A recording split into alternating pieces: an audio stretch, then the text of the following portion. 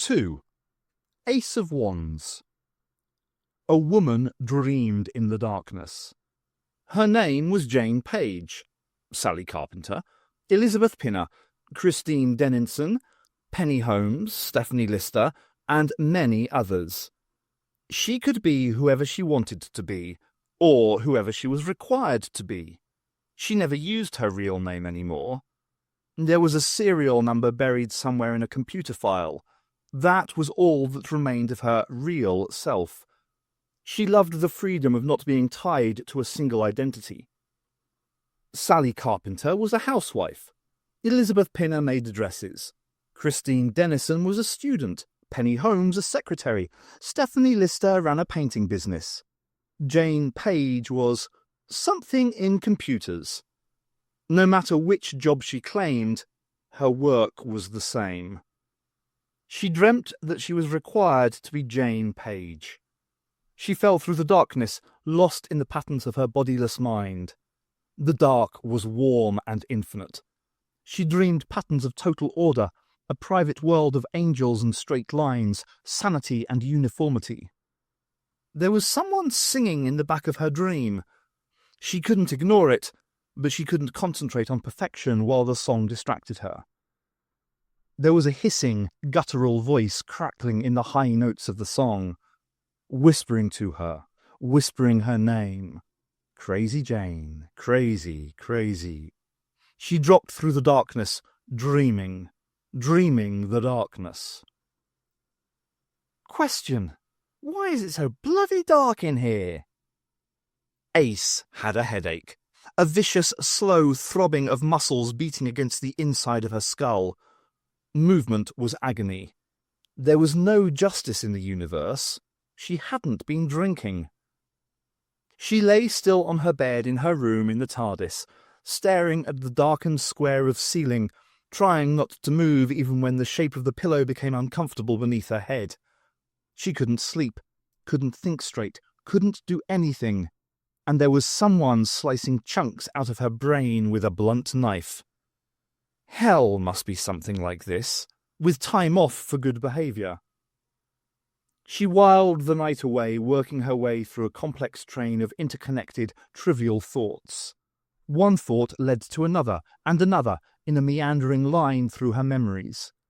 Killing time, trying to sleep. After a couple of hours, she gave up and took a couple of aspirin. It left her with a dead taste in her mouth, which didn't make her feel any better, so she crawled half dead back to bed. She touched her hair nervously, seizing clumps between her fingers and tugging. It was comfortably long now, but she repeated the ritual endlessly, just to reassure herself. The hairs bristled tediously against her hand. 5 minutes later, she had drifted into a light sleep, which gave way to a deep sleep and dreams. She dreamed about the Doctor, flying through time and space in a gleaming structure the size of a city. Only when he opened it up, there was only a cupboard inside. No, that was putting things the wrong way round. Bigger inside than out. The city, the living machine, was inside the police box. No doubt about it. The Doctor was explaining it to her. Not the usual, probably untrue spiel about dimensional transcendentalism or forced perspectives. Something different. Something weirder. "Have you ever considered," he was intoning, monotone lightened only by a slight Scots accent, "that you might have things the wrong way round, that the world is on the inside and the TARDIS is the outside? There are an infinite number of doors, and each and every one leads into a different part of time and space." He leant forward, his dark, hard features swimming unevenly in and out of focus. He tapped her nose with his finger. Patronising. He didn't try it when he was real, scared of losing the finger. The Doctor had moved on. He was gliding through the darkened passages of the TARDIS. He passed through corridors, gleaming white plastic walls with their indented roundels. He passed through cloisters, dark passageways of stone clad in ivy. He passed deeper into the heart of the TARDIS. All the lights were dim. The distant mind of the TARDIS was accommodating its passengers. maybe even imitating them. It was asleep.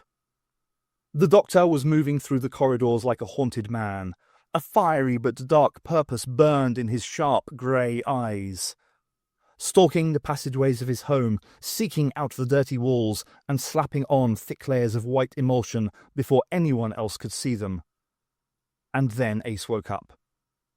Her headache was gone, worn away by pills and sleep. Generally, she felt fresher, relaxed, calmer than the last miserable evening. She woke happier in the dark. The fascinating ceiling was invisible. The walls were invisible. She sat up in bed and looked around, recognizing the vague shapes of familiar furniture. That was unusual. Not actually disturbing, just unsettling. Normally, when she woke, the TARDIS would perceptibly brighten, flooding the room with a comfortably low level of light. Not this time. The TARDIS wasn't responding. The bedroom remained obstinately dark. "Question," Ace said. "Why is it so bloody dark in here?" No response. No sudden hum of power, no flare from the brightening triangular lights set high on the walls and the ceiling. No light.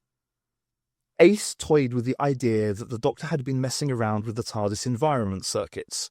Or maybe she wanted darkness, a subconscious demand that the TARDIS was reacting to. It was more than just a time machine, or her home. It was a living thing, infinitely more complex than herself. Even the Doctor, for all his Time Lord insight, didn't understand it. Only the TARDIS really knew. Maybe this was all planned. There was no sound. The sound of the TARDIS was a constant thing, a never-ending low drone. Never distracting, always there, just on the edge of her hearing. It was reassuring sound. It meant that the TARDIS was working properly. It was the life of the TARDIS. It never stopped. The TARDIS was silent. Ace got out of bed and stumbled through darkness to her wardrobe. She dressed quickly, pulling on her combat suit, leaving off the gloves and the optional extras to save time. First things first. Wake the Doctor. Possibly he'll know what's going on. That was optimistic. Wake Bernice, then the Doctor can sort it out. You're scared. You're scared the TARDIS might be dead. Ace! The voice came from the far side of the door, muffled, but still unique. Ace, are you awake? Doctor? Ace called back, fighting the urge to whisper. What have you done to the lights? Nothing, the voice replied with urgent honesty. Ace, please come out here. Emergency situation. Battle stations. You're not alone, she told herself. He's scared too. Something in his voice gave it away. He was speaking faster, sounding lighter than normal. Ace wasn't fooled. She unlocked the door, pulled it open clumsily. The Doctor stared back at her on the other side. Ace saw that she had been right. He was scared. It was on his face. His marvellously flexible features were softened into a picture of unhurried determination. Ace saw a mask. The Doctor's face was a fluid mix of features that never seemed the same twice, a face of infinite facets balancing dark wisdom and authority with childish wonder. It was the face he had been born to wear. Even in deepest contemplation, there was always something magical and lively there, persuading Ace that life might be worth living after all. She couldn't see it now. He was truly afraid. A masochistic voice piped up at the back of Ace's mind. There must, it said, be something seriously wrong. Take this, the face said, as something was shoved into her hands. Looking down, she saw a plain plastic cylinder, a battery torch, identical to one she used to have as a kid. She'd had hours of fun with that. Minutes at least. The Doctor also wielded a torch, the dull beam aimed straight at the floor. Don't use it till mine goes out, the Doctor told her, in a gentle Scots lilt. For a second, it seemed that the Doctor, the real Doctor, was back. Then his face flattened again. In the shadows behind the Doctor was Bernice Summerfield. The aggressive sharpness of her thin face was softened and blurred by drowsiness. Someone else, Ace noticed, caught unawares by this emergency situation. She seemed pale and gaunt, though that was probably the dim light more than anything else. Her dark hair was a mess, reminding Ace that her own was probably in a worse condition. Bernice's clothes were a hastily assembled collection, probably the first things that fell out of her wardrobe. Very practical. The doctor was immaculately presented, by the doctor's standards at least. His hair was, if anything, tidier than usual, displaying generous amounts of his high forehead. His clothes were, amazingly, cleaner than normal. The usual suit, its smooth cream seeming drab in the omnipresent darkness. His shirt was darker than normal, but still managed to contrast with the coarsely textured black tie he sported. Ace had long ago formulated the theory that he had 20 or 30 identical sets of clothing in his wardrobe, and wasn't greatly surprised. "Doctor, what the hell's going on?" she appealed to him, cramming every heartfelt inch of exasperation into the question. "Haven't a clue," the doctor replied, seeming better for saying it. "I think a trip to the console room's in order. Answers for the rooting out of. Shall we go?" "Don't have much of a choice, do we?" she said, trying to smile. The doctor tried to smile back, then he swept away. Ace fell into step behind him, following the dark shape of his shoulders and the beam of light in front of him. She found herself walking shoulder to shoulder with Bernice. At first there was an awkward silence. Ace was too frustrated by the lack of any obvious options to talk, while Bernice seemed drowsy, probably recovering from being woken in the middle of a hangover. Ace turned to her. She had to talk to someone, if only to exorcise the frustration. And she wasn't too keen on holding a conversation with the doctor's back, was she? "He hasn't told you anything, has he?" "What? And break the habit of a lifetime?" Bernice managed a tired smile. "He looks bloody terrified." Ace let her voice sink to a low whisper. "You should have seen him when the lights went out. I told him we hadn't fed the meter in a while and we'd been cut off." "And?" He didn't laugh.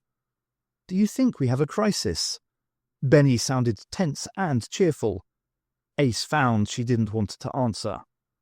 "What do you think?" Bernice hummed softly before replying. "I think we should panic." "Don't panic now," Ace shook her head. "Save it for later." The console room was dead, crypt dark and sepulchre silent. The console was lifeless, its central column motionless. Even the tiny lights built into the internal structure of the column had been extinguished. These were the pulse of the TARDIS. If they were dead, so was the ship. Without the activity of the console, the room seemed empty.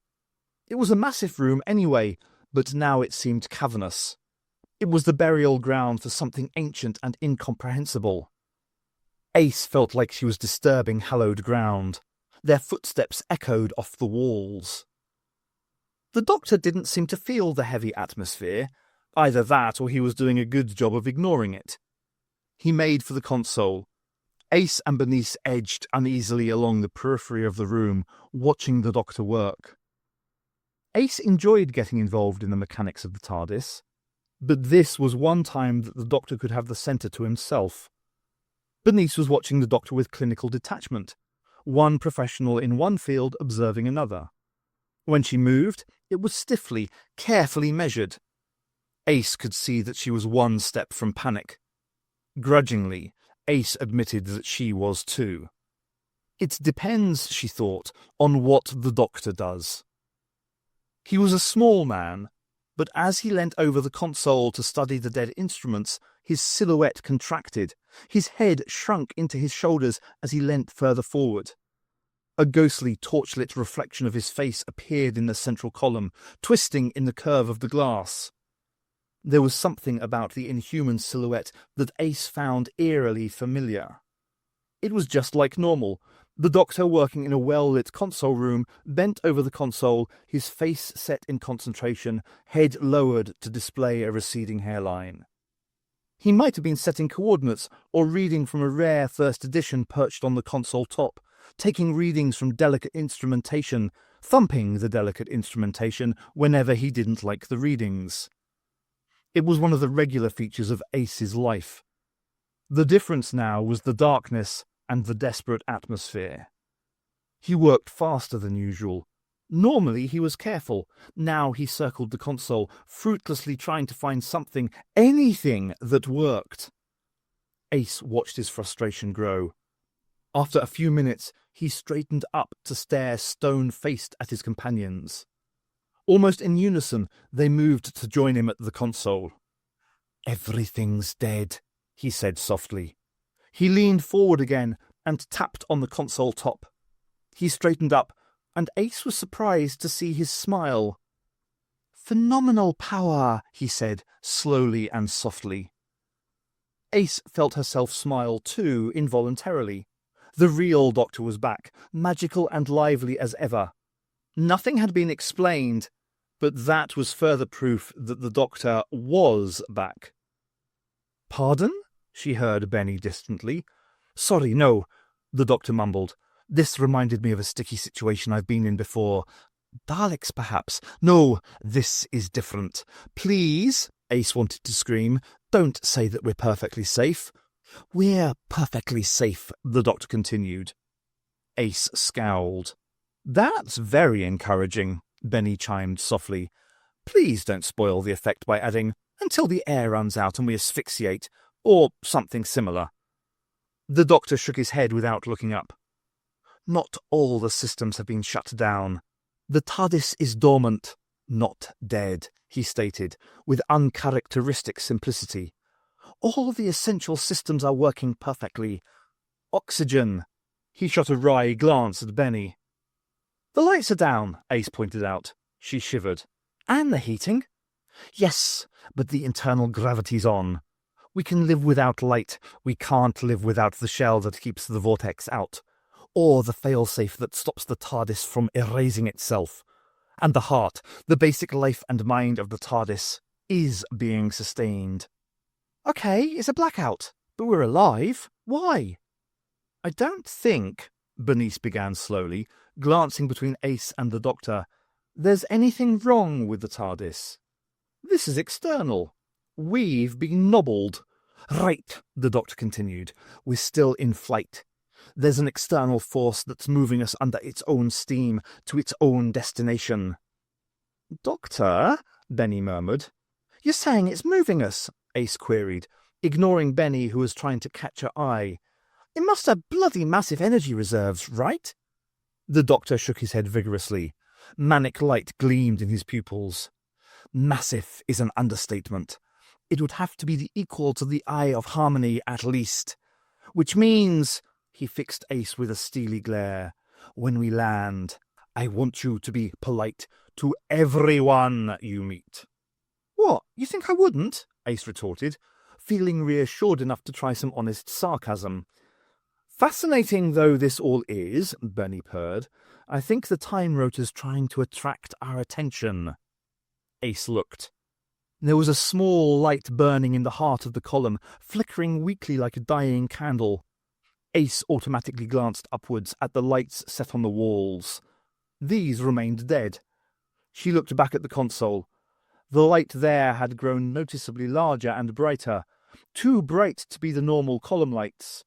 "We've been reconnected?" suggested Benny. "No," the Doctor whispered, almost hypnotized by the light that tore deeper into the TARDIS core. "No," he repeated, lending more weight to the syllable. Then he went mad. His fists slammed on the console top, fingers smashed against all the buttons in reach, levers were pulled, switches flicked, dials sent reeling, empty spaces thumped until they were dented. Fury was carved onto his face.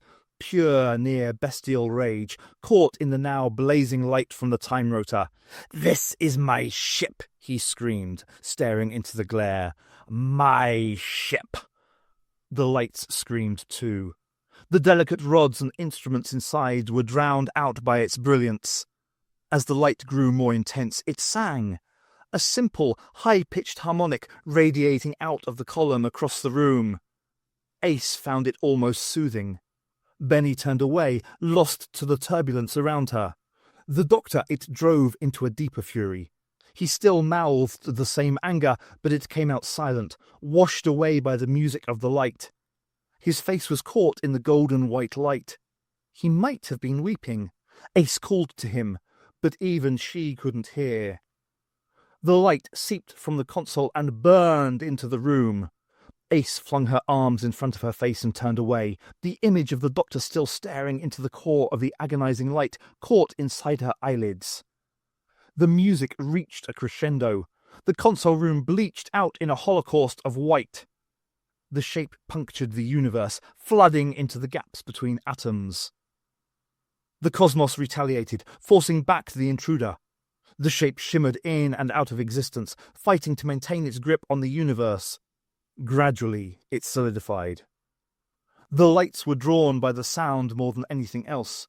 The sound of ancient engines forcing themselves to make one more jump into reality, the shrieking pressure, the violent crescendo. The lights contemplated the shape. A tall, blue box. 100 intricate angles that gave it a unique shape. A light flashing feebly on the roof. The words over the doorway, Police Public Call Box. Not fooled by appearance, the lights saw it as it really was. Time Machine, Gallifreyan, TARDIS, Time Lord, Renegade, Doctor. Satisfied, the lights vanished, spitting and shrieking into the dark.